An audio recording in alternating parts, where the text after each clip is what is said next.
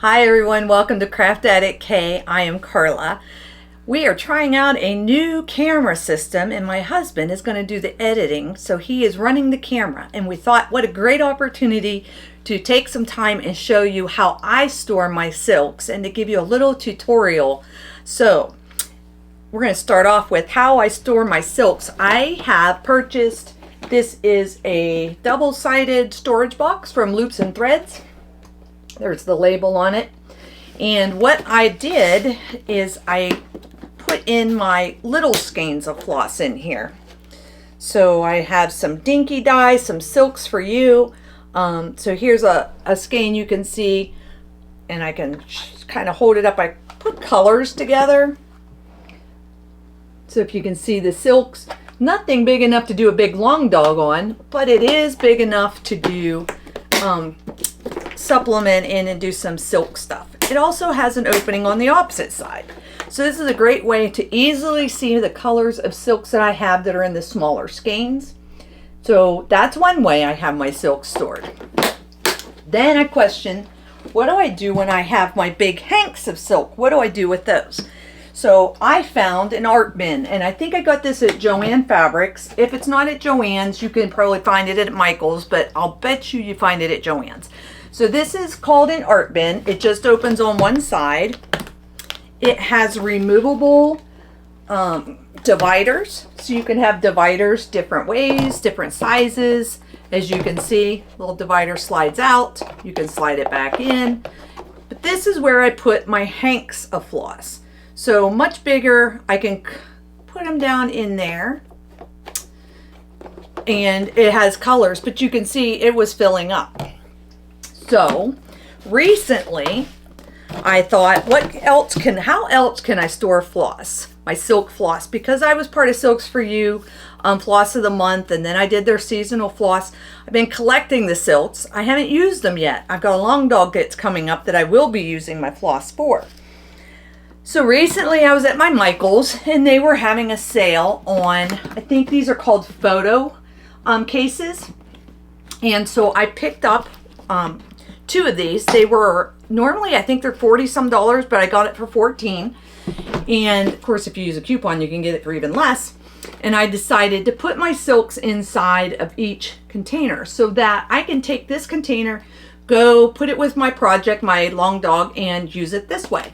And inside, or on the outside actually, I used my label maker to put the label of what this is. So this is PR 130 Silks for You. And when I open it, it has PR 130 in the original packaging that I got the silk floss in, and it's in there ready to go, which will be for part of my long dog.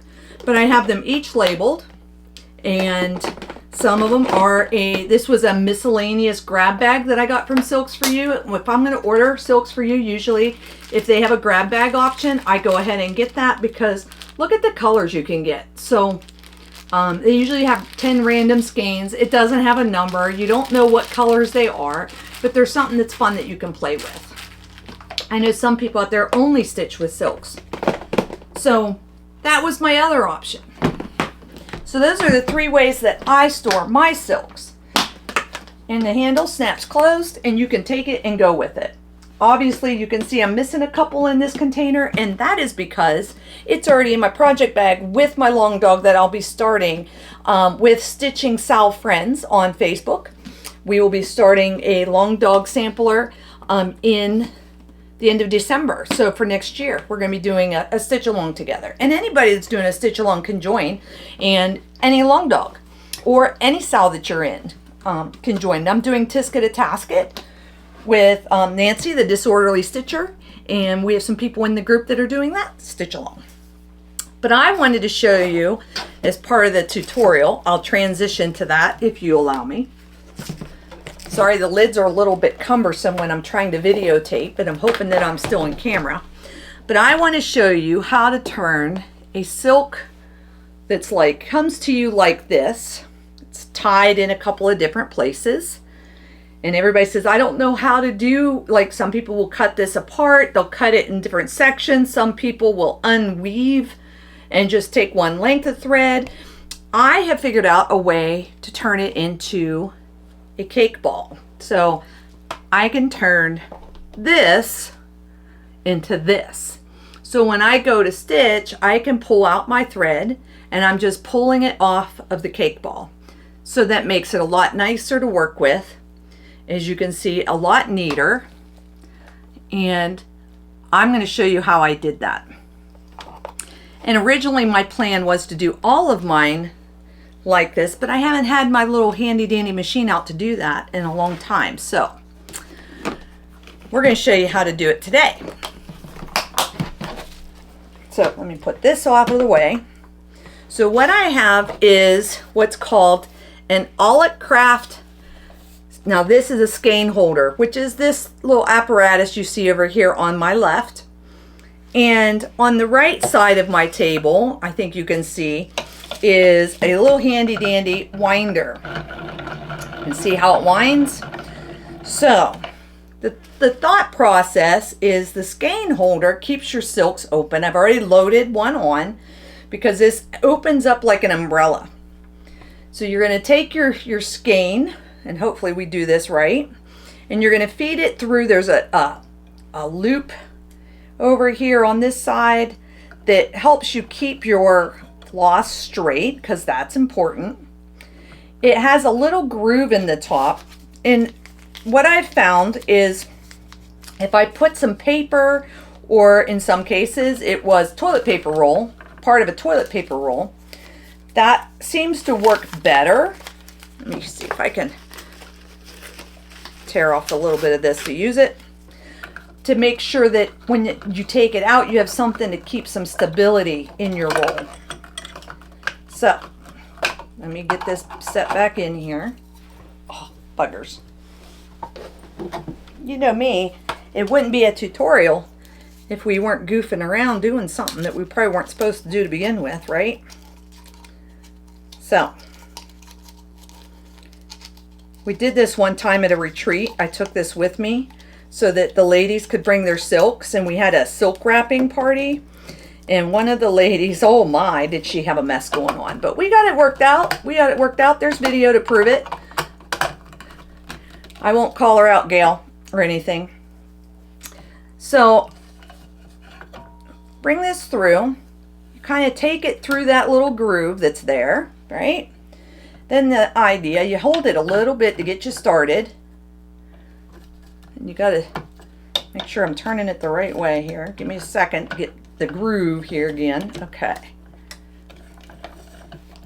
So you can see this over here is rolling and turning while this on my wheel is spinning the floss. You don't want to go too fast. You don't want to go too slow.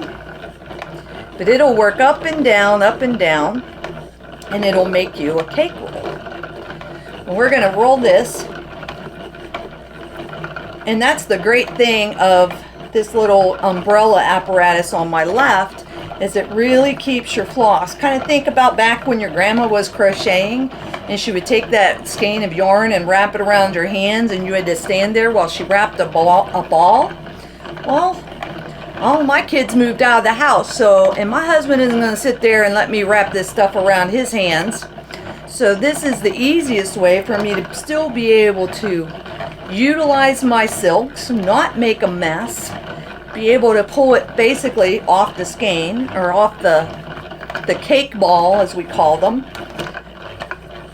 And this clamps, both sides are clamped onto the table. I kind of hold this one that I'm winding on to give it some more security, because this isn't the ideal table to do this on, but it is the table that we had so that we could show you how to do this. So it doesn't take long. What do you think, Nestor? You want to do this while I'm at work this week? You want to spend your vacation wrapping all my silks? No, thank you. I just did a video. The one thing you don't want to do is stop all of a sudden, because that umbrella on my left will keep going, and you can end up with quite the mess if you stop quickly and quit winding, because it just keeps unwinding. And we are almost to the end. And here we go. And we just slide this off. When I slide it off, I put that little paper down in the center. It just kind of helps to hold a center part. I slid it off the end, and you can tell, here we have our cake roll. So I just took that hank of floss, and we now can pull our silk floss to the lengths we want. This isn't very variegated, but some of my floss that is, I can pull it to the length I want, and I can keep going back so that I don't lose the variegation and where I want. I can stop it where I want it, snip it where I want it. So that is how to make a little cake roll with your floss. Boom! I told you that wasn't secured very well. Can you turn the camera just a little bit to this direction? Just a little bit. All right, so this little apparatus, as I was trying to show you, it can go very wide. As you can tell, that's as wide as it goes. And it also goes down very narrow. So it can go all the way down, and it actually stores in this container. So it's a nice apparatus to have on hand. You could, if you wanted to stand up here and wind something on it, you could. I think some floss dyers may use this, you know, so you can wind it around this way to wind floss onto it. But it's a great system. So if you're interested, I did purchase this on Amazon. I don't remember what it was, how much it was at this point. I've had it for quite a while. And it comes with all the instructions, because this essentially is what you would use for yarn, but we make it for, it also works for your silks. So it has the instructions with it. It is called Aulic Craft. I got the little thank you card here. I know I tore some of it off. And it has the name on here with the skein holder. And I think you can get it just with, let me grab this item. And when I say it doesn't really secure very well to the table, and you have to be mindful of that, it only has this little ledge. So that goes under the table. That's how it secures with that wing nut. And so when you're turning it, it wiggles and it will work loose. So you just got to keep your eye on the prize a little bit. But definitely doable. This is easy enough done. It comes apart easy. So this part comes right off. It's got the little grooves at the end that you can put piece of cardboard, piece of paper, something in there. It helps to keep things down where they're supposed to be, and it doesn't jump around.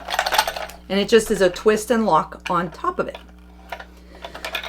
So that concludes my tutorial for today. I hope that you enjoyed this quick 15-minute tutorial here with Craft Addict K, and I hope that you will come back and visit me at the end of the month when we go over these boards behind my head and see what goals I've reached this month. I'm really excited to share it with you, but we'll see you next time. Bye, everybody.